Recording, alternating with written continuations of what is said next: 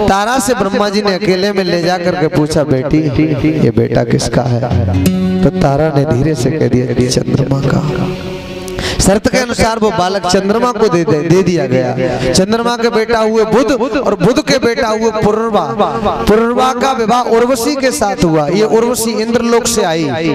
उर्वशी जब आई तो उर्वशी पुरुरवा को देख करके मोहित हो गई और उसने कहा, मैं आपसे विवाह करना चाहती हूँ। राजा पुरुरवा ने कहा, ठीक है, मैं भी विवाह करना चाहता हूँ। उर्वशी ने 3 शर्तें लगाई, मैं आपके साथ विवाह तो करूंगी लेकिन मेरी 3 शर्तें। कौन सी? घृतम में वीर भक्ष्यम, मैं केवल घी खाऊंगी और कुछ नहीं खाऊंगी। दूसरी, मैं रत क्रिया के अलावा तुम्हें नगिन नहीं देखूंगी। और तीसरी शर्त मेरी ये है, ये मेरे 2 भेड़ हैं, भेड़ बकरी भेड़, ये भेड़ हैं, मुझे बड़े प्रिय हैं, मुझे बहुत प्यारे लगते हैं। और ये भेड़ अगर कोई ले गया उसी दिन तो मैं छोड़ के चली जाऊंगी। चंद्रमा ने ये 3 शर्तें स्वीकार कर ली। एक दिन की बात है, इंद्रलोक में उर्वशी के न रहने से हलचल का कौन लाएगा उर्वशी को? तो गंधर्व गए। गंधर्वों ने बिजली चंपो भेड़ के बच्चों को चुरा लिया। दोनों भेड़ को चुराया। वैसे ही आवाज लगाई भेड़ ने, मैं की। उर्वशी ने कहा, ए राजा पुरुरवा, मेरे भेड़ कोई ले गया, बचाओ, उन्हें पकड़ो। चंद्रमा नगिन अवस्था, वो पुरुरवा नगिन अवस्था में लेटे थे। वैसे ही आज वो दौड़े बच्चों को लेने के लिए, लेकिन गंधर्वों ने बिजली चमका दी।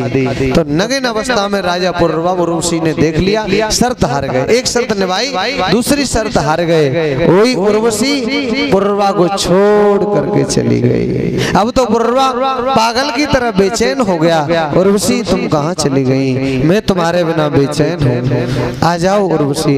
लेकिन उर्वशी ने कुछ नहीं सुना। 1 वर्ष बाद उर्वशी सरस्वती नदी के किनारे पर आई।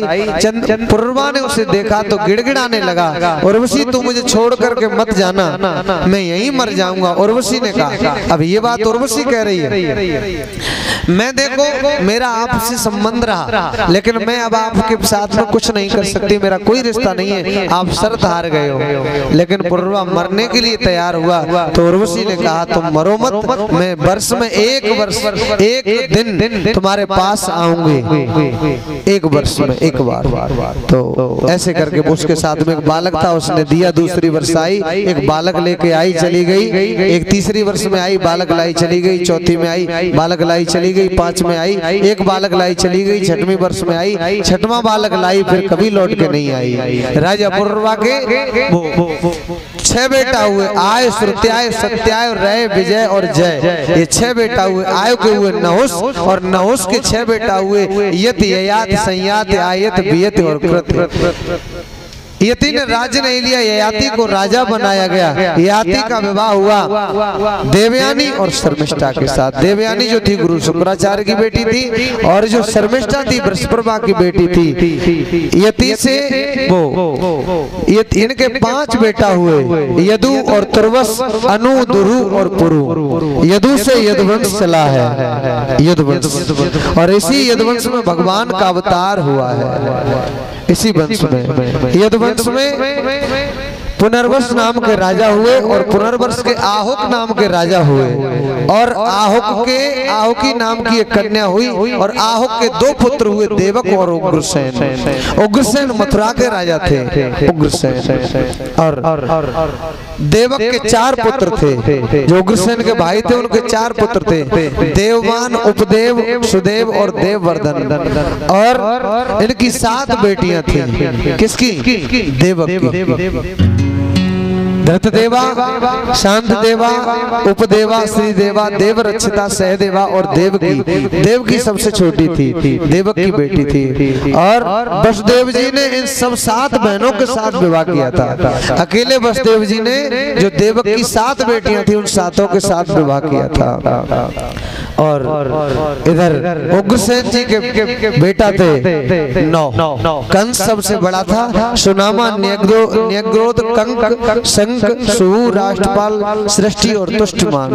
और उनके 5 कन्याएं थी। किसके? कंस की 5 बहनें थी, कंसा, कंसवती, कंका, सूरभु और राष्ट्रपाल का। इस प्रकार ये कंस को जब पता चला था कि मेरे पिताजी ने मेरे साथ दुर्व्यवहार किया था, तो उसने अपने पिताजी को तंग करना शुरू किया था। कंस ने। ये कहते ना कि पवन रेखा जब गई थी वन में तो वो वहाँ दुर्मलिक नाम के राक्षस ने उनके सतीत्व को भंग कर दिया था। ऐसी कोई बात नहीं है। अरे पतिव्रता के सतीत्व को कौन भंग कर सकता है? भगवान में भी सामर्थ्य नहीं है पतिव्रता के सतीत्व को कोई भंग कर दे, किसी में मजाल नहीं है। लेकिन ये तो मनगढ़ंत बातें बना ली है कि पवन रेखा के सतीत्व को दुर्मलिक ने भंग किया। नहीं, वो कहते हैं ना गर्भ पे परछाई पड़ गई, ऐसे ही माता उस समय गर्भवती थी तो वो परछाई पड़ गई थी दुर्मलिक की, इसीलिए कंस से था उत्पाती हुआ था। और वो कंस अपनी जो बहन थी चचेरी देवकी, उसका विवाह यही रह गई थी केवल, इसका विवाह वसुदेव जी के साथ करता है और बड़ी धूमधाम से लाड़ प्यार के साथ ये विदा कर रहा है अपनी प्यारी बहन को।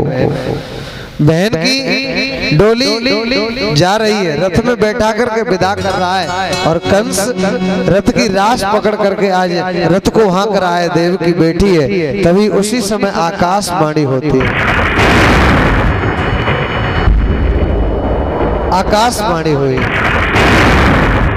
रे मूर्ख, तू जिस अपनी प्यारी बहन देवकी को बड़े लाड़ और प्यार के साथ विदा कर रहा है, उसी प्यारी बहन देवकी का 8वां जो गर्भ होगा वो तेरा काल होगा, 8वीं संतान तेरा काल होगी, तेरा जैसे ये सुनाए कंस घबरा गया और कंस ने आज तुरंत ही देवकी के केसों को पकड़ लिया। देवकी के केसों को पकड़ करके कंस ने रथ से नीचे उतार लिया और तलवार निकाल ली, देवकी को मारने के लिए तैयार हुआ। लेकिन वसुदेव जी आगे आ गए। वसुदेव जी ने कहा भोजराज अपनी बहन को नहीं मार सकते। अरे क्यों मारना चाहते हो अपनी बहन को? देवकी भी हाथ जोड़ के बोली भैया तू मुझे क्यों मार रहा है? देवकी ने कहा देवकी कहे चिल्लाई कछु रहम करो मेरे भाई,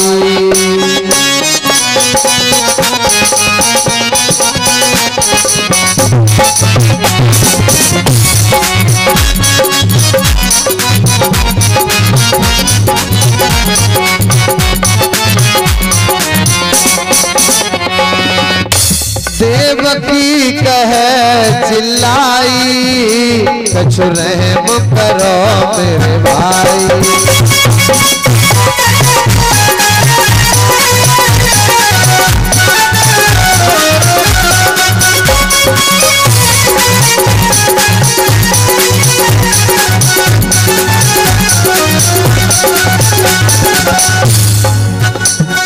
भैया मुझे क्यों मार रहा है?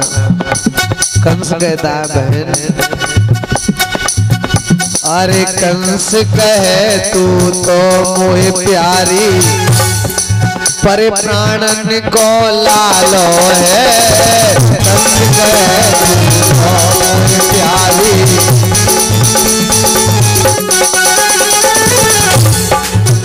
अरे बड़े प्यार से मेरी बहना, बड़े प्यार से मेरी बहना मैंने सोए बचपन से पालो है।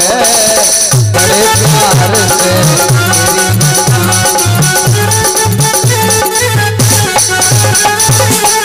अरे पुत्र 8वां तेरा मोकू देयम लोक पठाई, कछु रहम करो देवकी कहे चिल्लाई कछु रहम करो मेरे भाई।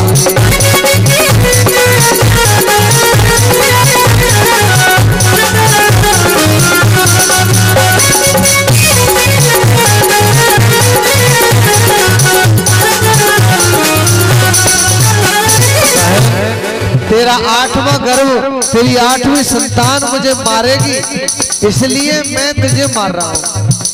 देवकी ने कहा तो उसमें मेरा क्या दोष है भैया? मेरी संतान तुझे मारेगी तो मुझे क्यों मार रहा है? तुझे इसलिए मार रहा हूँ न रहेगा बांस न बजेगी बांसुरी।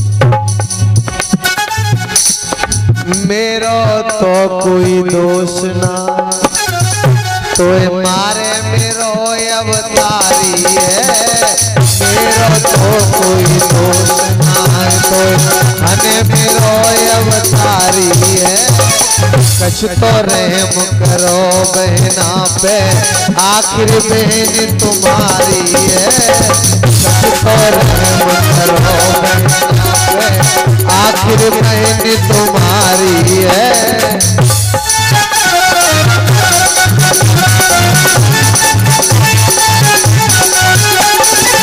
कछ तो रहम करो बहना पे मत बन भ्रात कसाई। कछ रहम करो मेरे भाई देवकी कह चिल्लाई। कछ रहम करो मेरे भाई